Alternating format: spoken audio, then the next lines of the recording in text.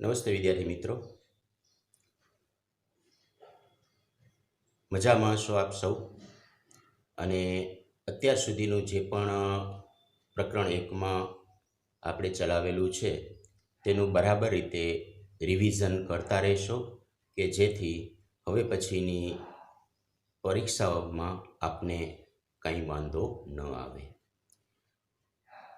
અત્યારે આપણે વિદ્યુત ભાર, બિંદુવત વિદ્યુત ભાર અને તેના કેટલાક ગુણધર્મો, વિદ્યુત ફ્લક્સ વગેરે કન્સેપ્ટ સમજ્યા.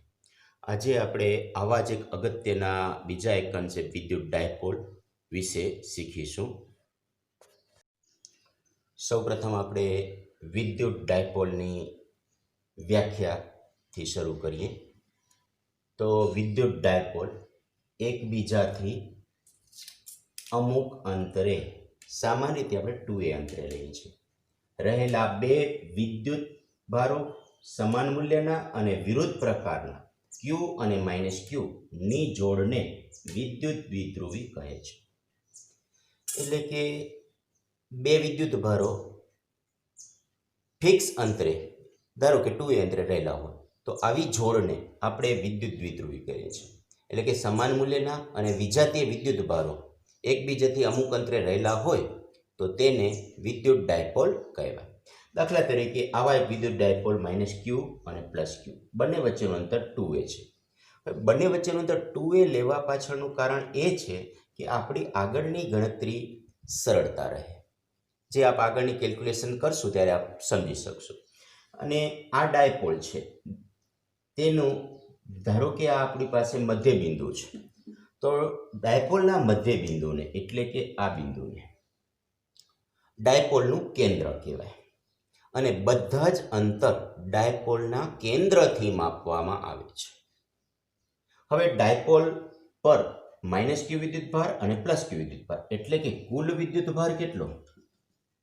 કુલ વીજભાર તમને ખ્યાલ છે Q + -Q બરાબર 0. આનો અર્થ એ નથી કે કુલ વિદ્યુત ક્ષેત્ર E પણ શૂન્ય હોય. કુલ વિદ્યુત ક્ષેત્ર E શૂન્ય હોતું નથી, ખાસ ધ્યાન રાખજો. શા માટે?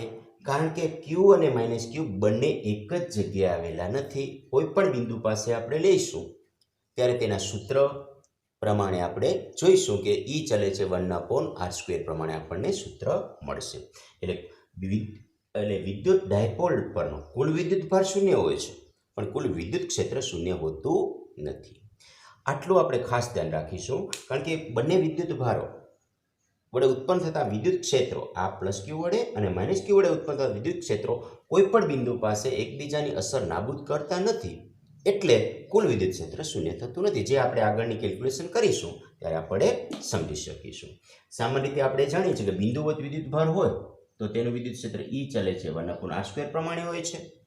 પરંતુ આ તો વિદ્યુત ડાયપોલ છે, તેનું વિદ્યુત ક્ષેત્ર કઈ પ્રમાણે આપણે અંતર સાથે વધઘટ થાય છે તે આપણે સૂત્ર મેળવીશું.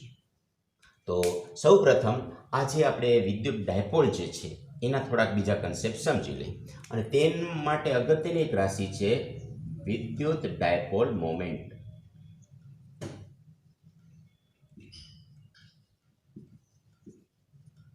હવે વિદ્યુત ડાયપોલ મોમેન્ટની વ્યાખ્યા શું?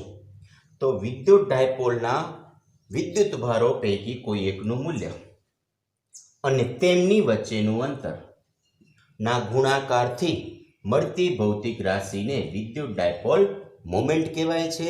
અને આ વિદ્યુત ડાયપોલ મોમેન્ટ સદિશ રાશિ છે, જેની દિશા ઋણ વિદ્યુત ભારથી ધન વિદ્યુત ભાર તરફ પ્રણાલીગત રીતે લેવામાં આવે છે. અને આ દિશાને આપણે 2a સદિશ વડે દર્શાવીએ છીએ. તો આવી રીતે વિદ્યુત ડાયપોલ મોમેન્ટ મળે છે P = Q × 2a જેટલી. તો આવી રીતે આપણે બિંદુવત વિદ્યુત ભારના બદલે આજે નવો કન્સેપ્ટ આપણે શીખ્યા કે વિદ્યુત ડાયપોલ શું છે, તેનું કુલ વિદ્યુત ક્ષેત્ર કેટલું હોય, કુલ વીજભાર કેટલો હોય અને વિદ્યુત ડાયપોલ મોમેન્ટ કેટલી હોય. હવે આ બંને વિદ્યુત ભારોને જોડતી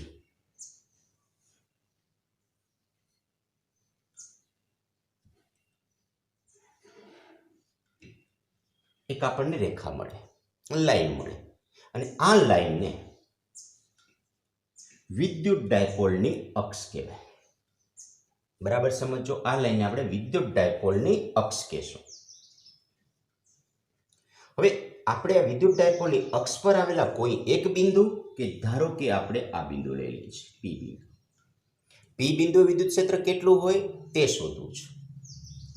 અને બીજું, આ વિદ્યુત ડાયપોલની અક્ષ અને આ મધ્ય બિંદુ ડાયપોલના કેન્દ્રમાંથી પસાર થતી અને અક્ષને લંબ રેખાને વિષુવરેખા કહેવાય. તો વિષુવરેખા પરના કોઈ બિંદુ વિદ્યુત ક્ષેત્ર કેટલું મળશે તે શોધીશું, અને અક્ષ પરના બિંદુ કેટલું મળશે તે શોધીશું. સૌ પ્રથમ આપણે વિદ્યુત ડાયપોલની અક્ષ પર વિદ્યુત ક્ષેત્ર શોધીએ.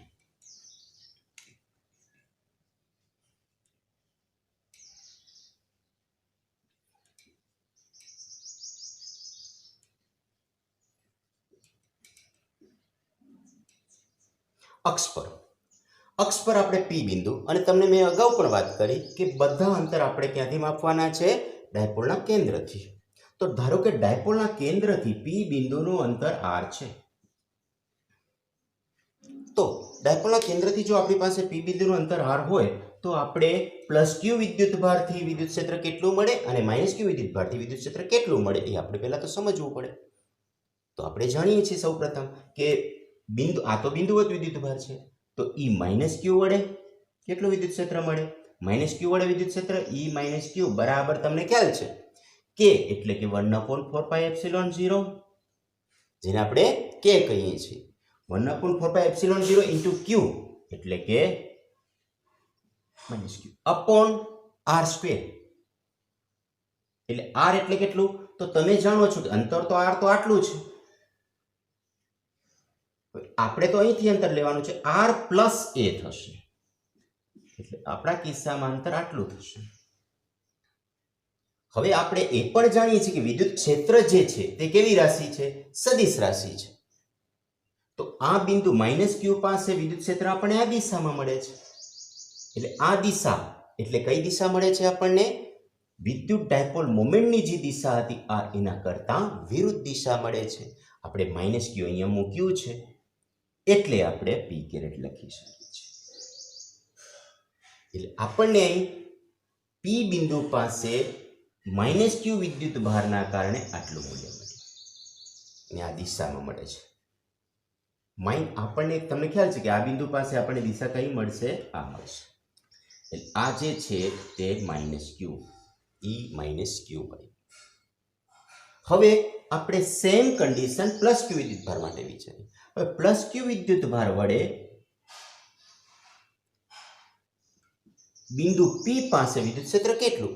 તો 1/4πε0 into q by r minus a whole raise to square. તમે સમજી શકો છો જે આ દિશામાં મળશે, જેનું મૂલ્ય આના કરતા મોટું હશે. એટલે મોટું તીર મેં બતાવ્યું છે. આ આપણને e પ્લસ ક્યુ વડે મળશે કે ક્યુ બાય r સ્ક્વેર.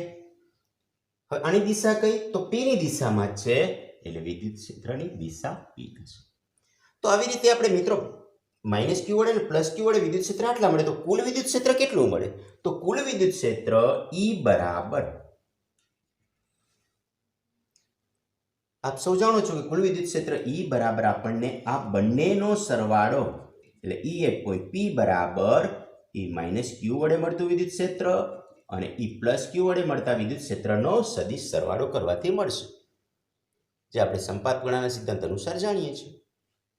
તો બરાબર E માઇનસ ક્યુ વડે કેટલું મળ્યું? બંનેમાંથી કોમન શું નીકળે છે?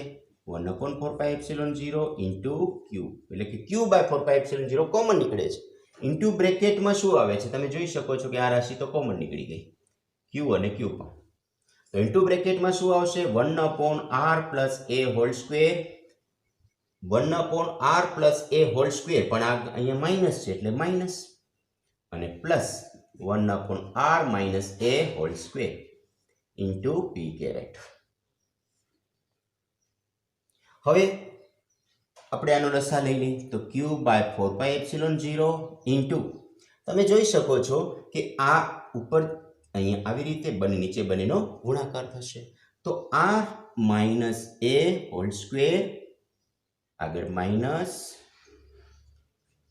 અને પ્લસ આર પ્લસ એ હોલ સ્ક્વેર છેદમાં આ તમે જોઈ શકો છો કે આ બંનેનો ગુણાકારનો વર્ગ થવાનો છે, એટલે કે આ બંનેનો ગુણાકાર એટલે એ આર પ્લસ એ અને આર માઇનસ એ એટલે કે એ પ્લસ બી અને એ માઇનસ બી નો ગુણાકાર હોય તો શું થાય મિત્રો? તમે જાણો છો કે એ સ્ક્વેર માઇનસ બી સ્ક્વેર થાય એનો વર્ગ ઇન્ટુ પી કેરેટ.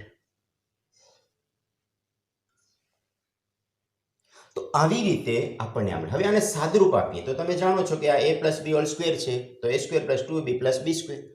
આ a minus B whole square છે તો a square minus 2ab plus B square. સૂત્ર અનુસાર જો આપણે સાદરૂપ આપીશું તો આ પહેલું પદ અને બીજું પદ, અહીંયા પહેલું પદ અને બીજું પદ ઉડી જશે કારણ કે આ માઇનસ સાઇન છે, અને આનું મધ્યમ પદ આવશે તે માઇનસ 2ra આવશે ઇન્ટુ માઇનસ એટલે પ્લસ 2ra, અને આનું મધ્યમ પ્લસ 2r એટલે કે 4 2ra.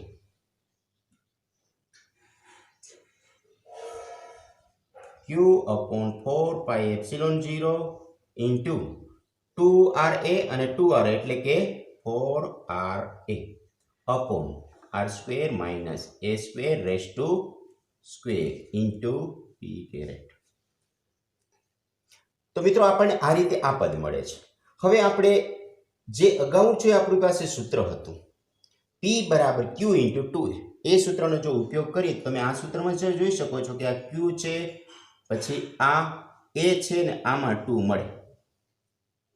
તો એ સૂત્રનો જો આપણે ઉપયોગ કરીએ તો એ સૂત્ર હું અહીં લખું છું તો આપણને EP બરાબર શું મળે છે?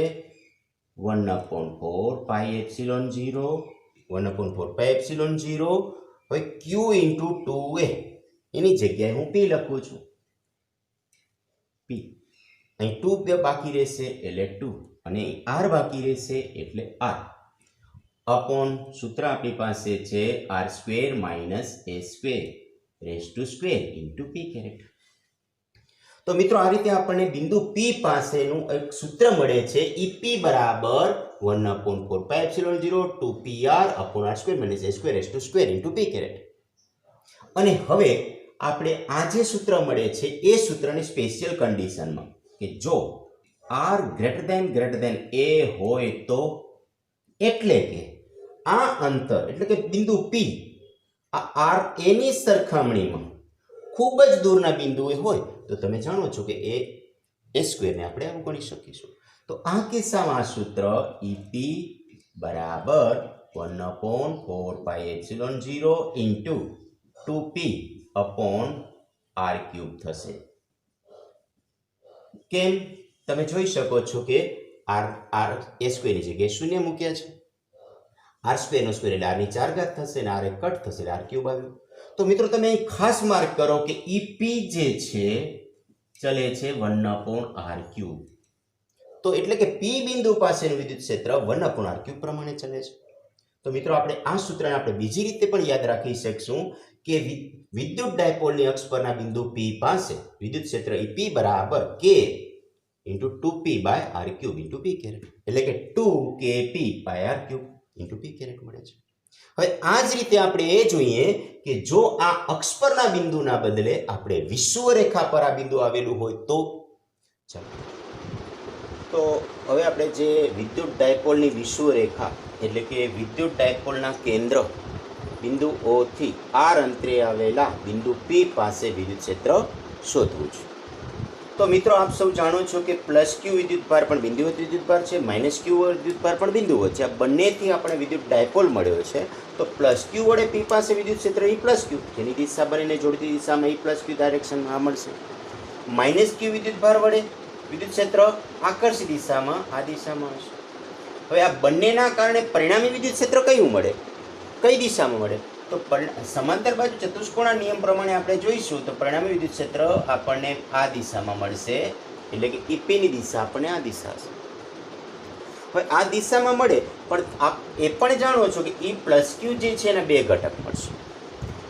આ દિશામાંનો ઘટક EP cos θ ઘટક હશે અને આ દિશામાંનો ઘટક EP sin θ ઘટક હશે. હવે એ જ રીતે માઇનસ Q માટે પણ બે ઘટક મળશે. આ દિશાનો ઘટક EP cos θ થશે જ્યારે આ દિશાનો ઘટક EP sin θ થશે. હવે તમે જોઈ શકો છો કે બંનેના મૂલ્ય સરખા છે. એનો અર્થ એવો થાય કે બંનેના કોસ ઘટક અને સાઇન ઘટકના મૂલ્ય પણ સમાન હશે. તો આવા કિસ્સામાં અહીં મળતા ઈપી સાઇન થીટા ઘટક અને અહીં મળતા આ દિશા મળતા ઈપી સાઇન થીટા ઘટક સમાન મૂલ્ય અને વિરુદ્ધ દિશાના કારણે એકબીજાની અસર નાબૂદ કરશે. એટલે પરિણામે આપણે બિંદુ પી પાસેનું પરિણામી વિદ્યુત ક્ષેત્ર ઈપી આપણને બંનેના કોસ ઘટકનો સરવાળો કરવાથી મળશે. એટલે કે ઈપી આપણને ઈ પ્લસ ક્યુ કોસ થીટા અને ઈ માઇનસ ક્યુ કોસ થીટા ઘટકના સરવાળો કરવાથી મળ્યું, જેની દિશા તમે જાણો છો કે આ દિશા છે. આ દિશા એટલે કઈ દિશા? તો આપણને વિદ્યુત ડાયપોલ મોમેન્ટની દિશા આ છે, એના કરતાં વિરુદ્ધ એટલે કે માઇનસ પી કેરેટ, એટલે કે ઈપી બરાબર આપણને આ દિશા મળી. હવે આપણે આ પ્લસ ક્યુ અને માઇનસ ક્યુના મૂલ્ય મૂકીશું. ચલો ચેક કરીએ. અને બંનેમાં કોસ થીટા કોમન છે અને આપણે એ પણ જાણો છો કે પ્લસ ક્યુ અને માઇનસ ક્યુના મૂલ્યો તો બિલકુલ સરખા છે, એટલે આપણે 2 ટાઈમ્સ પણ લખી શકીએ છીએ. બરાબર છે. તો આપણે 1/4πε0 into Q upon R square plus A square, આ ધારો કે મેં ઈ પ્લસ ક્યુના બદલે લખ્યું તો ઈ માઇનસ ક્યુનું પણ મૂલ્ય તેટલું જ થશે, એટલે હું અહીંયા 2 ટાઈમ્સ કરી નાખું છું. મેં 2 ટાઈમ્સ કરી નાખ્યું છે. હવે આ 2 ટાઈમ્સ ઇન્ટુ કોસ થીટા બંનેમાં કોમન છે, એટલે આપણે કોસ થીટા બરાબર આપણે શું લખવું?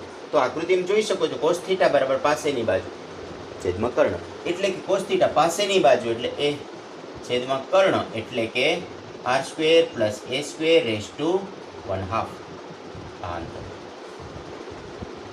હવે આનું જો આપણે દિશા બતાવવી હશે તો ઇન્ટુ માઇનસ પી કેરેટ વડે બતાવીશું, એટલે કે બરાબર ક્યુ તમે ઉપર જોઈ શકો અંશમાં ક્યુ ઇન્ટુ 2a, એટલે કે પી સદિશ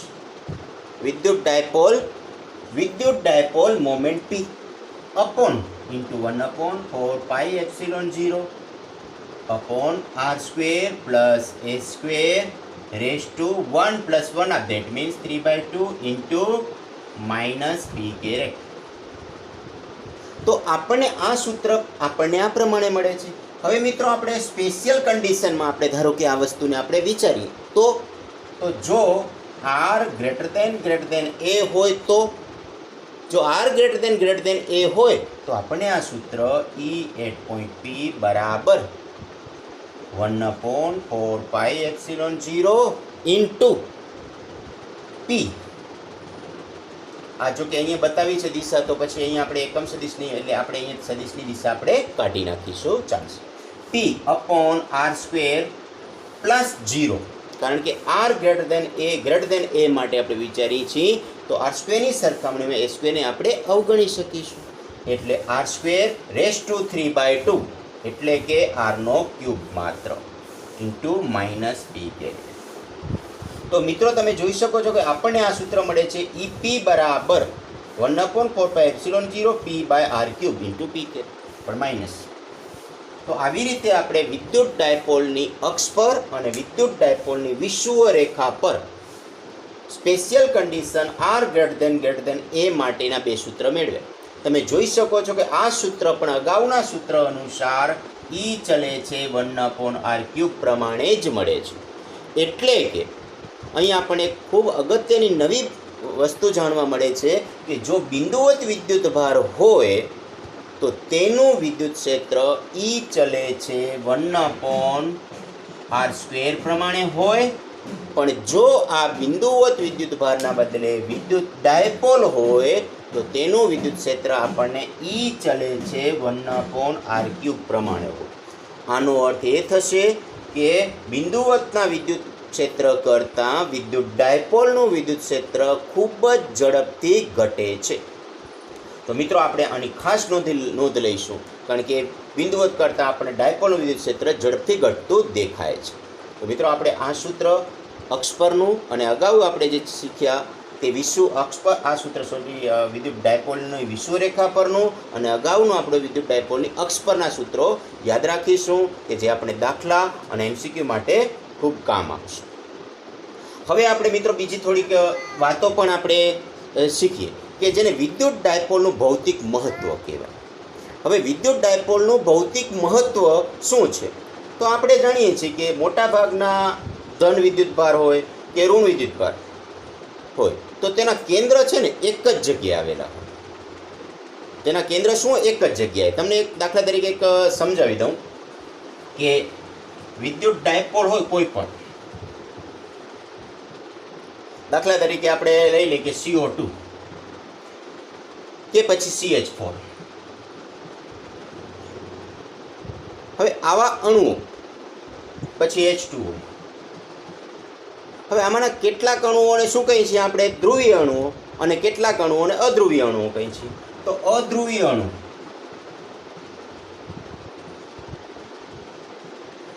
અને ધ્રુવીય અણુઓ કેવી રીતે આપણે ઓળખવા?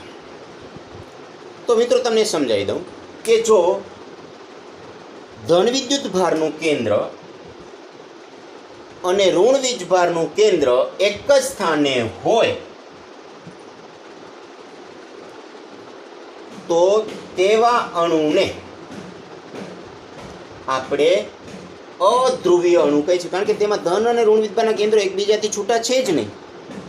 દાખલા તરીકે CO2, CH4 વગેરે. એના બદલે ધ્રુવીય અણુ કોને કહેવાય? કે પહેલેથી જ ધ્રુવ છૂટા હોય. ધારો કે ધન વિદ્યુત ભારનું કેન્દ્ર અને ઋણ વિદ્યુત ભારનું કેન્દ્ર